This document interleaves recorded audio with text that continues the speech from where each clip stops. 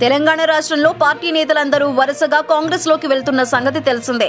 గులాబీ party ticket ద్వారా గెలిచి చాలా మంది ఎమ్మెల్యేలు ఇప్పటికే కాంగ్రెస్ కండువా కప్పుకున్నారు. దాదాపు 10 మంది గులాబీ పార్టీ ఎమ్మెల్యేలు కాంగ్రెస్ పార్టీలో చేరటం జరిగింది. ఇంకా మరికొంతమంది గులాబీ పార్టీ ఎమ్మెల్యేలు కాంగ్రెస్ లోకి చేరతారని వార్తలు వస్తున్నాయి.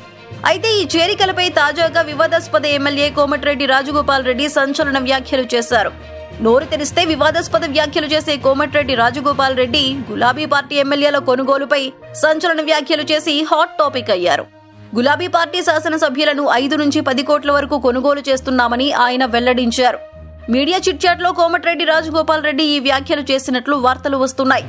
గతంలో కల్వకుంట్ల చంద్రశేఖరరావు 20 కోట్లకు పైగా డబ్బులు ఇచ్చి కాంగ్రెస్ ఎమ్మెల్యేలను కొనుగోలు చేశారని ఆయన తెలిపారు.